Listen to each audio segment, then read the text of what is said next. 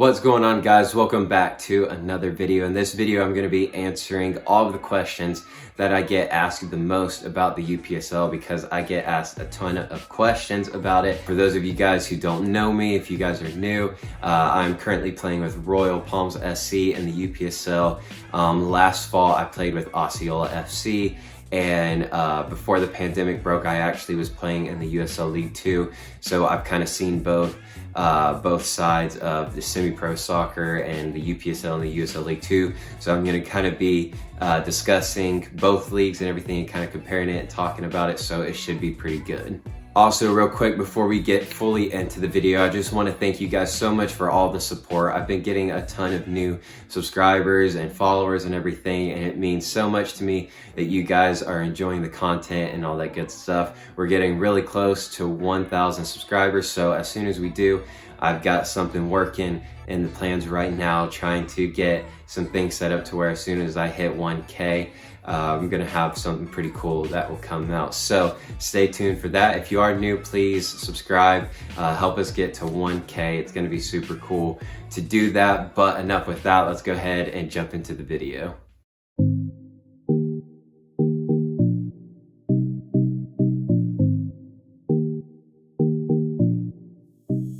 Okay, so we're going to start off with question number one, which is what exactly is the UPSL? So the UPSL is a semi-pro soccer league in the 4th tier of the soccer pyramid here in the US, along with the NPSL and the USL League 2. Now, from what we kind of know, the pyramid isn't exactly set exactly right. You know, things are changing constantly over here in the US with our pyramid and everything, but the UPSL is kind of more on the bottom half of the semi-pro table league.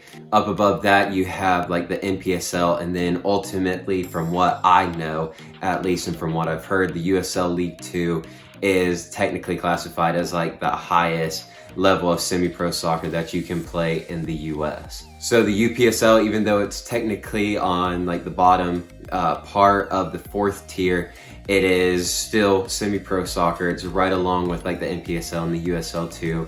And there definitely is some differences between the USL 2 and the NPSL and the UPSL. But when it comes to like skill-wise and everything, for the most part, the UPSL is still a very good league to play in. It's just maybe not quite as professional as maybe something like the USL League 2, because the USL League 2, a lot of those teams have big name sponsors. So, you know, they get more equipment and nicer facilities and everything, whereas UPSL, you might get sponsors, but it's not going to be to the same extent as like USL 2 teams or NPSL teams. But that's pretty much what the UPSL is. It is a semi-pro league on the 4th tier of the pyramid. Question number 2, which I get a ton, is how do you get a tryout for a UPSL team? And it's actually really simple. Like, kind of people think it's more complicated than what it is. Basically, you just have to be watching a local team's social media page, and most of the time they'll be posting about having open tryouts and whatnot. Sometimes they're free, but most of the time you have to pay about $25 to $40 to $50. That's what I've always seen and what I've always had to pay. So it's always right around that money bracket. But also, one thing that you can do, which a ton of people do also, is you can just try and contact the team through email or social media and ask if you can come to a training session and see if you can get like a private tryout. That way, you know, get a little trial with the team for maybe like a week or something like that. And, you know, you can kind of go from there. But it's pretty simple. Just find your local team or one of the local teams by you and just hit them up on social media or through email. And you should be able to get a tryout pretty easily. Question number 3 is, how good is the league? Like, what's the level of play? For the most part, it's a really good league. The level's pretty high when comparing it to something like the USL League 2. The USL League 2 definitely is maybe like a half a step above, but if you take like one of the top 5 teams or whatever in the UPSL, like per division or whatever, they most of the time can compete very well against a USL2 team, could possibly even win. They don't usually play against each other that often, so we don't really know. But I have played in the USL League 2 for those of you who don't know. So I've seen the UPSL side and I've seen the USL League 2 side, and the difference isn't that drastic. The USL 2 has just the edge on them, but for the most part, there are really good players and teams in the UPSL. And for example, I know 2 guys who went straight from the UPSL and signed for a professional team in the USL Championship, and signed for a really big professional agency that most of you guys would know of. And those are just 2 that I know. I'm sure there are a ton more that have made it. It's really good. It's an underrated league in my opinion. There are some really standout players, and there might be, you know, some players that are just, you know, trying to get into their first season of like men's soccer and everything.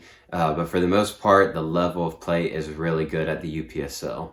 Question number 4 is, how long is a season? So the UPSL actually splits it up into a spring and a fall season. Most teams play anywhere between 12 and 15 games in each season. So if you play in the spring and the fall, you could be playing up to 30 games. Plus, if your team makes the playoffs, you could be playing more games, you know, in the playoff run and everything. And you could go up to maybe 40 games in a calendar year, depending on how well your team does. I know a lot of guys who will play for one of the USL League 2 teams, you know, during the spring and summer. And then when they're in college, they'll play UPSL along with like their college team. We have a couple guys doing that on my team right now.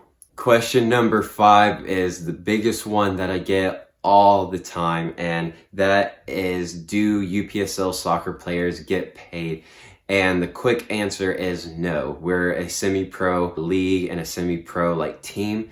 So every semi-pro team does not pay their players, because once you start getting paid in any kind of sport, but we're talking about soccer, once you start getting paid, you're technically considered a professional athlete. So this is a semi-pro league, and the teams most likely do not pay their players. Now, I haven't personally known anybody, but I have heard of a few teams paying certain players, especially here in Florida. There are a few like kind of bigger teams, and they bring in some kind of older like ex-professional guys, and from what I've heard, they do pay them. I'm sure it's not a lot, but from what I've heard, they do get paid a little bit. But for the most part, you don't get paid. And also talking about that, you usually do have to pay to play. So like, let's say you go to a tryout, you get selected, you are gonna have to pay money for like your uniforms, the insurance, the refereeing fees, all that kind of stuff. And that price range really varies from team to team. You just have to discuss that with whatever club you're interested in signing for. All right, question number 6, and I get this one a lot too, because a lot of people compare the UPSL with the USL League 2. And for those of you guys who don't know, the USL League 2 house most of their players on their team. They give them food, pretty much everything they need. So a lot of people ask if UPSL teams give players housing as well, and they do not. You have to pretty much live somewhat locally. I know for me, last year, whenever I played in the UPSL, I was driving like 3+ hours to get to my team trainings and to games. And thankfully this year, I found a team that's closer to me, so I still drive about an hour. But for the most part, you're gonna have to find a local team that's, you know, within an hour or two from where you live. And, you know, you're just gonna have to commute there, because practices aren't every day. Usually it's like every other day, or maybe twice a week or 3 times a week. Just depends from team to team, but you're not gonna be practicing every single day. So there isn't any housing. You're just gonna have to commute to whatever team you wanna join. All right, for the 7th and final question, is playing UPSL soccer worth it? In my opinion, it is. For me, I came out of high school only playing 2 years of high school, and I really wanted to take it more seriously and, you know, take it more as like my career. So I knew I couldn't just obviously jump straight into the professional level or anything like that. And I personally chose not to go the college soccer route. So I think the UPSL is a great platform to have that stepping stone into men's soccer. You can build a lot of connections. You can get scouted. You know, you can go to multiple different places, as I talked about with those two players that I know that went and signed for a professional team here in the US straight from the UPSL. Some people kind of, you know, jump it tier by tier. Like for me, for example, I've gone from the UPSL to the USL League 2, and you know, I'll just keep taking those baby steps up. But either way, it's a great stepping stone. You get used to that quick speed of play. You get used to that more kind of professional environment, and I just think it's a really good league to kind of get your foot wet into like professional soccer or semi-pro soccer, you know, to really start building your career. Okay, so that's gonna go ahead and wrap it up for the Q&A about the UPSL. Like I said, I get these questions a ton, so I thought I would go ahead and put them all in one video, so that way everybody has a central place to find all the information that they need to know about the UPSL, because there's honestly just not a lot of information on YouTube or online, you know, about how to join, you know, all the big questions about money, housing, all that good stuff. So hopefully this helped answer some questions for you guys, and hopefully you got something out of it. But that's gonna go ahead and wrap it up for this video. If you guys did enjoy it, make sure you leave a thumbs up on it, and I'll catch you guys in the next video.